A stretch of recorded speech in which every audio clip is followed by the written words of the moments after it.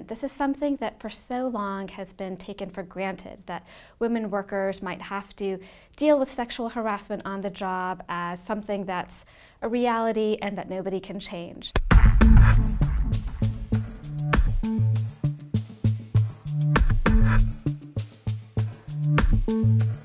Governments and workers and employers from around the world came together to say, no, that's not the case. This is an abuse that must end, and here's the way that we're going to do it.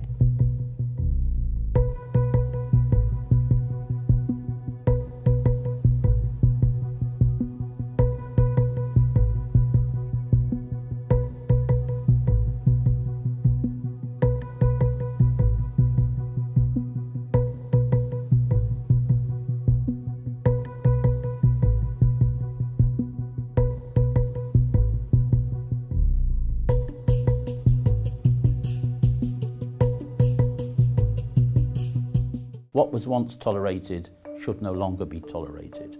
What was once considered a normal part of working life doesn't have to be a part of working life.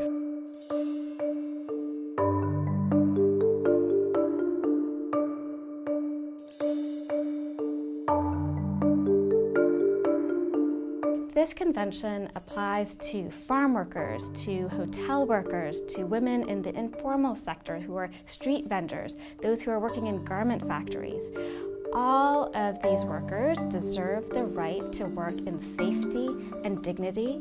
All of these workers deserve protections from the government. By implementing this convention, there's going to be, I think, a real sea change in what work could look like for women and girls around the world.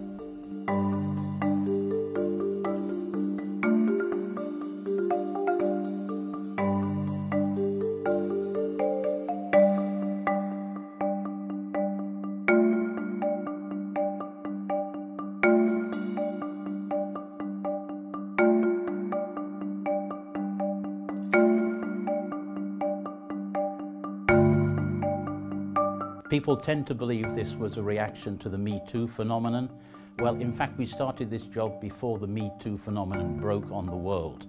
But I think what we were doing was catching the mood of a moment. The big issues were about defining violence and harassment, the scope of the convention, and how to make real the types of protection that we wanted to provide.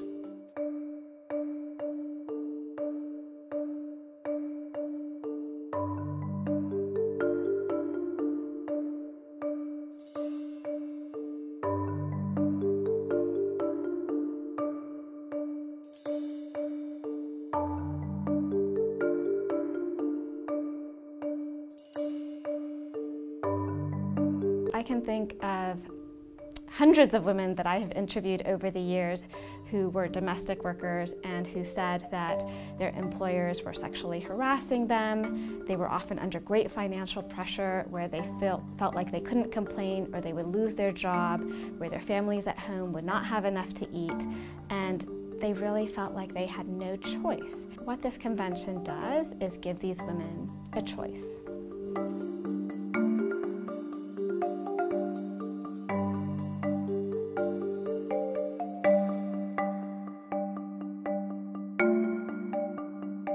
One of the greatest factors why people are afraid to bring complaints forward is because they're afraid of what's going to happen. They're going to lose their job, they're going to face social stigma. What a worker could expect once these laws are implemented is that there will be new protections to make it more possible for them to come forward.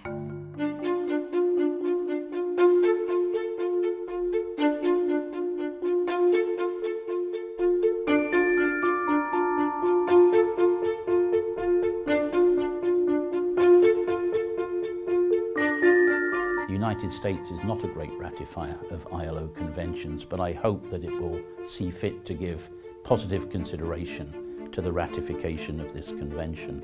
Governments have been really hesitant to recognize violence at the workplace as a human rights abuse, and that's really rooted in gender discrimination in a way that problems that primarily affect women are just not treated as seriously as other issues.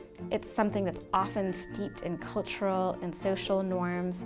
What's happening now is that there is some questioning about those assumptions and a real movement, a strong popular movement where people are saying, actually, this isn't something that has to be this way. We want it to change. We demand our rights, and governments are being forced to listen to that.